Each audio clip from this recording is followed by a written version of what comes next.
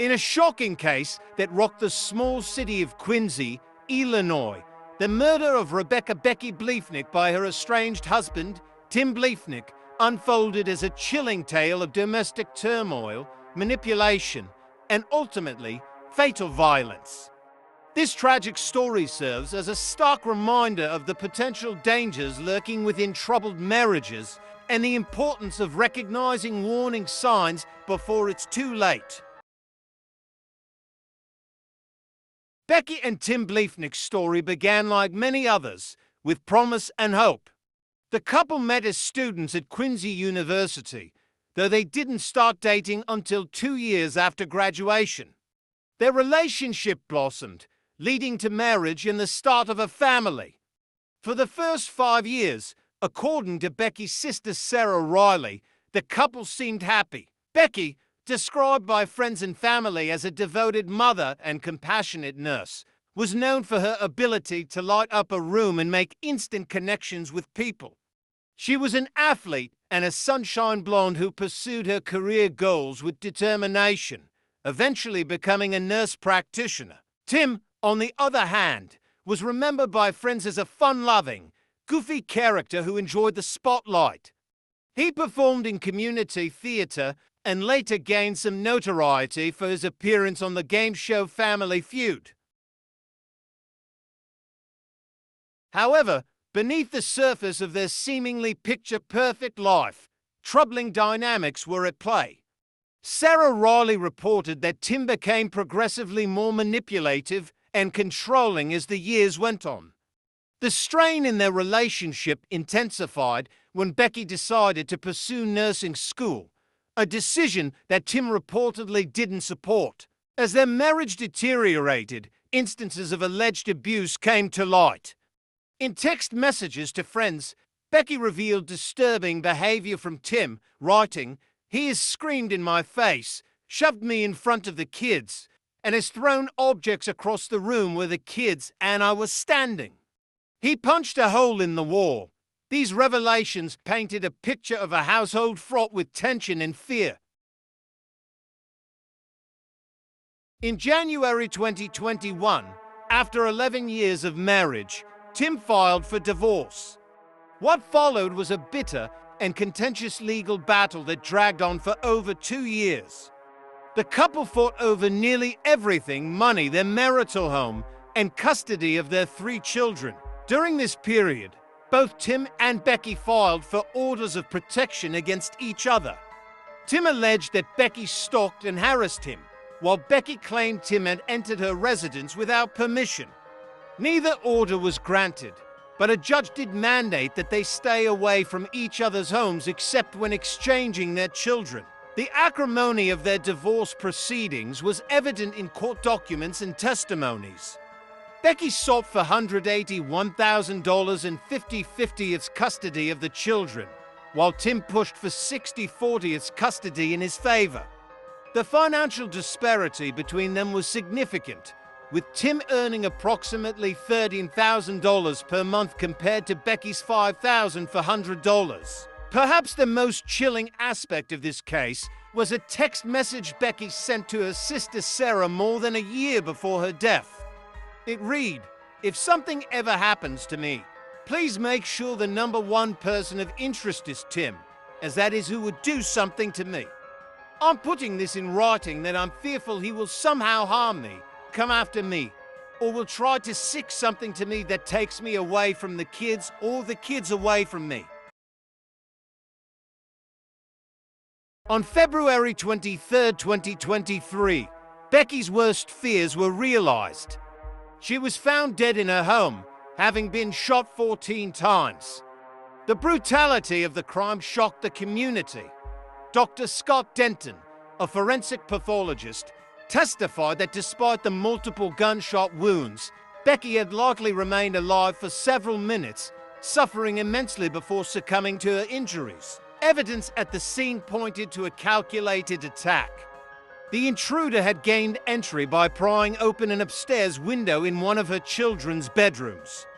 Investigators found tool marks on the window and a partial shoe print near the point of entry. As the investigation unfolded, several pieces of evidence began to point towards Tim Bliefnick as the prime suspect. Surveillance footage from neighboring properties showed a mysterious figure on a bicycle in the vicinity of Becky's home around the time of the murder. An abandoned bike without reflectors was later found less than half a block from Tim's house. Investigators also discovered over 200 internet searches related to how to open locks and windows without keys on Tim's devices. These searches, combined with the physical evidence and the couple's tumultuous history, led to Tim's arrest on March 13, 2023. In a bizarre twist, Tim's appearance on the game show Family Feud came under scrutiny during the investigation. When asked by host Steve Harvey, "What's the biggest mistake you made on your wedding day?"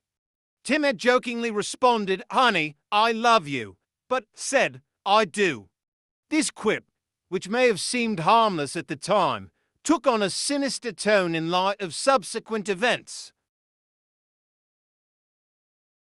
Tim Bliefnick's alibi for the night of Becky's murder was notably weak. He claimed to have been at home with his 3 young sons, but there was no concrete evidence to support this.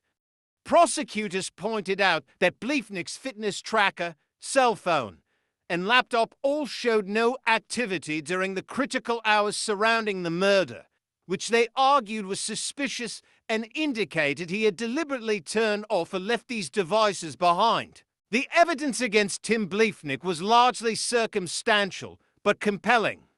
Prosecutors presented a range of incriminating findings, including over 200 internet searches on Bliefnick's devices related to lockpicking, making homemade silencers, and cleaning gunpowder residue. They also highlighted surveillance footage showing a figure on a bicycle near Becky's home around the time of the murder, which was linked to a bike found near Tim's residence. Additionally, shell casings found at the crime scene matched 27 casings discovered in Bliefnick's home, suggesting they were fired from the same weapon. Mobile phone evidence played a crucial role in the case against Tim Bliefnick. Investigators uncovered that Bliefnick had used a burner phone under the alias John Smith to purchase a blue bicycle without reflectors, similar to the one seen in surveillance footage. This burner phone also contained evidence of Bliefnick's internet searches. Furthermore, analysis of Bliefnick's regular cell phone revealed suspicious patterns of inactivity during key times, including the night of the murder. Prosecutors argued that this deliberate lack of phone activity was part of Bliefnick's attempt to cover his tracks and create an alibi. Tim Bliefnick's trial began on May 23, 2023, exactly 3 months after Becky's murder. The prosecution, led by Josh Jones, presented a compelling case, drawing on physical evidence, digital forensics, and testimony from friends and family who attested to Becky's fears of Tim.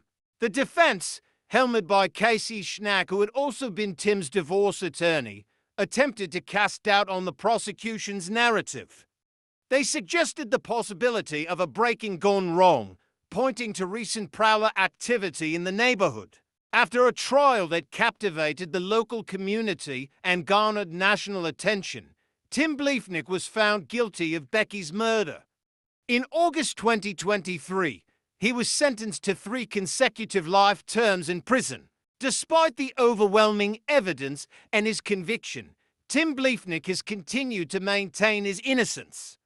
In an interview from jail, he stated, "I'm not a violent person. I'm not an angry person. I've never been that way." However, these claims stand in stark contrast to the picture painted by evidence and testimony presented during the trial.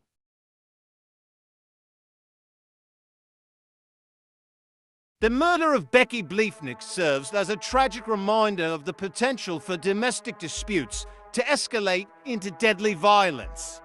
It highlights the importance of taking threats and fears seriously in the context of contentious divorces and the need for better systems to protect vulnerable individuals. Becky's story also underscores the complexity of domestic abuse cases, where manipulation and control can be just as damaging as physical violence. Her death leaves behind 3 children who have lost both parents, one to murder and one to prison, and a community grappling with the shock of such a heinous crime in their midst. As the legal proceedings conclude, the hope remains that Becky's story will serve as a catalyst for change, prompting improved responses to domestic abuse allegations and better protection for those caught in the crosshairs of bitter divorces.